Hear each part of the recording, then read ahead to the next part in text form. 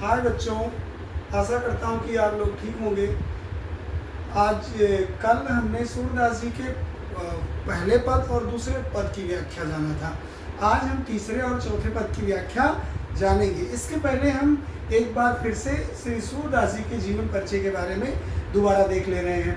सूरदास जी का जन्म 1478 में मथुरा के निकट रोनकता या रेणुका क्षेत्र में हुआ था, तथा दूसरा मत है कि इनका जन्म स्थान दिल्ली के समीप सिही नामक ग्राम में हुआ था। इनके पिता का नाम पंडित रामदास था तथा माता का नाम जमुना दास था। इनके गुरु का नाम श्री वल्लभाचार्य जी महाराज था तथा इनकी भाषा ब्रज भाषा है। इन्होंने अपनी रचनाएं सारी ब्रज भाषा में लिखी हैं और इनमें रस की प्रधानता थी। किस रस की प्रधानता थी? वात्सल्य रस और कौन सा रस? श्रृंगार रस की प्रधानता थी। इनकी प्रमुख रचनाएं हमने जाना कि सूर सागर था और साहित्य लहरी था और सूर सारावली था। आज हम अलंकार में किस अलंकार की प्रधानता है सूरदास जी के पद में? सूरदास जी के पदों में अनुप्रास, उत्प्रेक्षा, उपमा अलंकार की प्रधानता है और इनकी मृत्यु 1583 में पारसौली में मथुरा के निकट हुई थी। सूरदास जी महाराज को अष्ट छाप का जहाज कहा गया है क्योंकि इन्होंने भगवान श्री कृष्ण की लीलाओं का बिल्कुल विस्तृत वर्णन किया है और इन्होंने लगभग 1.25 लाख पदों का वर्णन किया है। आइए हम आज इनके तीसरे पद के बारे में जानते हैं।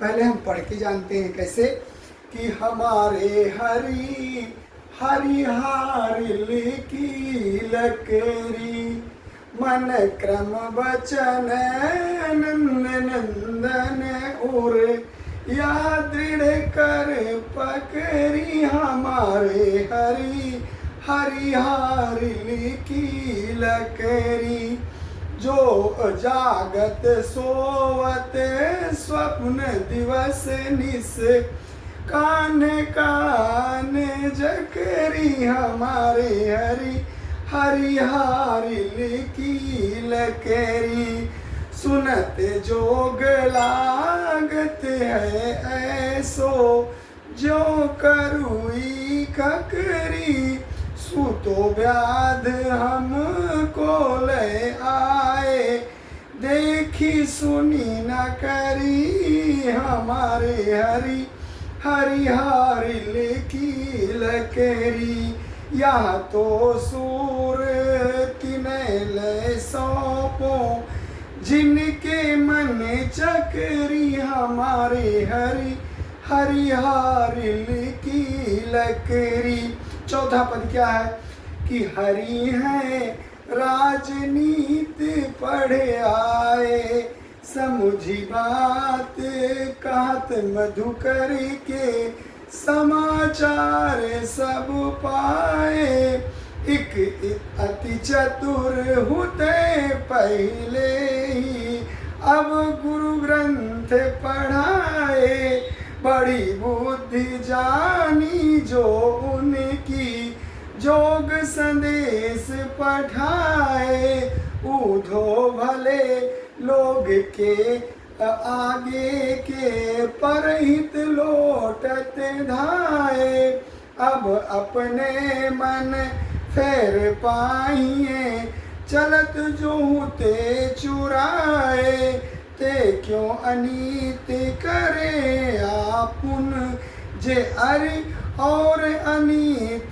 छुड़ाए राज धर्म तो यही सूर जो प्रजा न जाहि शताए।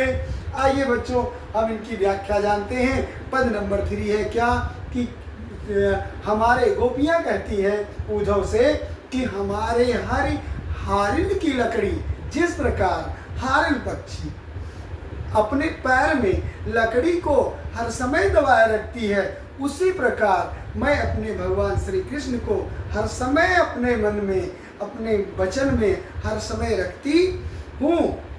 मन क्रम वचन नंद नंदन और मैं मन से, क्रम से, वचन से हर समय नंद नंदन को पकड़े रहती हूँ जागत सोवत स्वप्न दिवस निस। मैं जागते सोते स्वप्न में भी हर समय भगवान श्री कृष्ण का नाम का स्मरण करती रहती हूँ। सुनत जोग लागत है ऐसो। जो आपने ये संदेश लाया है, योग का संदेश जो लाया है, ये मेरे लिए वो करुई ककड़ी के समान है। जिस प्रकार करुई ककड़ी खाते वक्त अगर कड़वा आ जाता है तो तुरंत हम निकाल देते हैं, उसी प्रकार ये आपका योग संदेश लग रहा है। सूतो व्याधि हमको ले आए। आप तो मुझे ये व्याधि ले आए हैं। देखी सुनी ना करी, ना मैंने इसको देखा कभी और ना कभी इसको मैंने सुना। ये तो सूरत ने ले, उनको सौंपो, ये संदेश उनको दो जिनका मन चक्री के समान है। चक्री समान जो आज ये भगवान, कल वो भगवान, परसों वो भगवान, जो भगवान को बदलती रहती हो चक्री के समान। मैंने तो मन क्रम वचन से भगवान श्री कृष्ण को ही अपना प्रियतम, अपना भगवान मान लिए। इसलिए ये आपका योग संदेश मुझे कड़वी ककड़ी के समान लग रहा है। चौथा पद क्या है? हरि है राजनीति पढ़िया है। गोपियां उद्धव जी से कह रही हैं कि लग रहा है भगवान श्री कृष्ण अब राजनीति और पढ़ाए हैं। वो तो पहले से ही चतुर थे। जो आप समाचार मुझे सुना रहे हो वो तो लग रहा है भाई वो तो पहले से चतुर थे, लेकिन अब और वो राजनीति पढ़ आए हैं। एक अति चतुर होते पहले ही, वो तो पहले से ही चतुर थे। अब गुरु ग्रंथ पढ़ाए, अब लग रहा है गुरु ग्रंथ को पढ़ लिए हैं। बड़ी बुद्धि जानी जो इनकी बड़ी बुद्धि, जो आप मुझे योग संदेश सुना रहे हैं, योग संदेश पढ़ाए, इसीलिए वो योग संदेश आपके माध्यम से भेजे हैं। उधो भले लोग आगे के परहित डोलत धाए। उधो ऐसा संभव नहीं है। हम भगवान श्री कृष्ण को ही अपना प्रिय, अपना ईश्वर मानती हूँ। अब अपने मन फेर पाहिए चलत जुगते चुराए। आप अपने मन को बदल के और ये पुनः योग संदेश भगवान श्री कृष्ण को दे दीजिए। ते अति अनीत करे।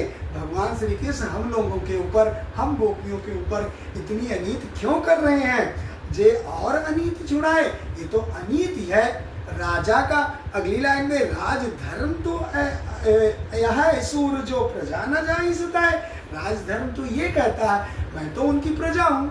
राजधर्म तो ये कहता है कि जिसकी प्रजा मतलब प्रजा को जो संतुष्ट रखे वही राजधर्म होता है। और मेरे कृष्ण अब राजधर्म के विरुद्ध चल रहे हैं।